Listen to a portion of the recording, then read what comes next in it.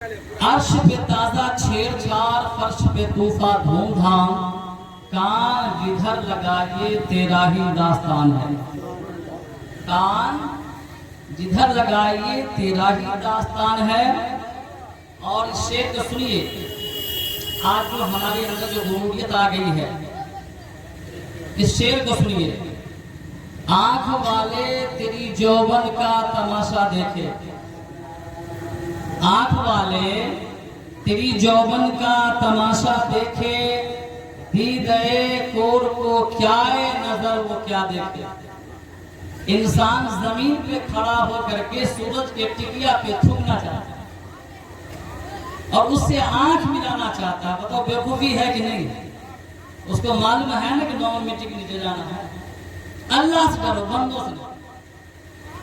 नबी की बारगाह में सहाबी अर्ज करते, या रसूल अल्लाह, बेटी एक है। नबी ने फरमाया शादी कर दो, निकाह कर दो, मेरी सुन्नत की बुनियाद डाल दो। फरमाया या रसूल अल्लाह, अगर एक बेटी की शादी करना है तो उसके सवाब आप क्या हैं? नबी ने फरमाया तुम एक हज के सवाब कर लिए। कितने खामोश है यार, लेकिन माइक पर बोलेंगे तो आपसे जोर से बोलेंगे। तो नबी ने फरमाया एक हज का सवाब। कहा या रसूल अल्लाह, अगर 2 बेटी होगा 2 हज का सवाब। कहा 3 बेटी होगा 3 हज का सवाब। अगर 4 बेटी हो तो नबी ने फरमाया 4 हज का सवाब। अगर 5 बेटी हो तो 5 हज का सवाब। 6 बेटी हो तो 6 हज का सवाब। अरे 10 बेटियां हो तो 10 हज का सवाब। दूसरे सहाबी बगल में बैठे, आज के या रसूल अल्लाह, मेरे पास तो बच्ची नहीं। क्या फरमाया? मेरे पास तो बच्ची नहीं। नबी फरमाते उस बच्ची में शामिल हो जाओ, तुम भी हज का सवाब पा जाओगे। देखो मेरे नबी का फरमान, क्या कहा? आप भी हज का सवाब पा जाओगे। किस नबी की बात कर रहे हैं? जिनका कलमा हम पढ़ते हैं, ला इलाहा इल्लल्लाह मुहम्मदुर रसूलुल्लाह। जोर से जो मैं पढ़ूंगा आप अभी जोर से पढ़िएगा, क्या ना? मैं 2 शेर पढ़ता हूँ, जोर से पढ़ने का है, ठीक है ना? बाबू लोग जोर से पढ़ना है, हजरात आप भी जोर से पढ़िए, क्योंकि मदीने वाले हैं, मदीने के गाना गाते हैं। किस्सा मदीने का है।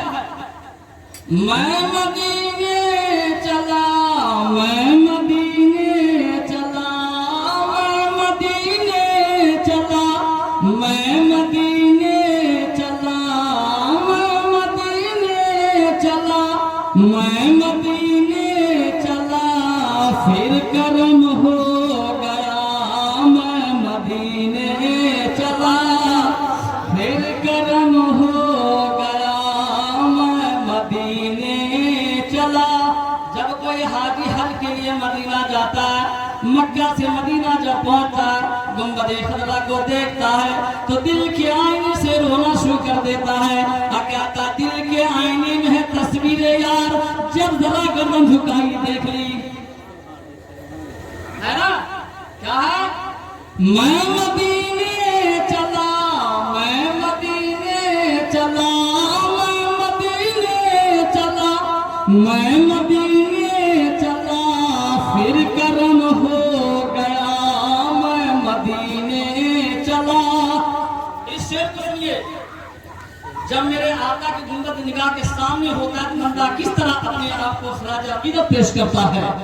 मेरे आका का दर होगा पेशे नजर, मेरे आका का दर होगा पेशे नजर, मेरे आका का दर होगा पेशे नजर, फिर करम हो गया। मैं मदीने चला, फिर करम हो गया। मैं मदीने चला, मेरे आका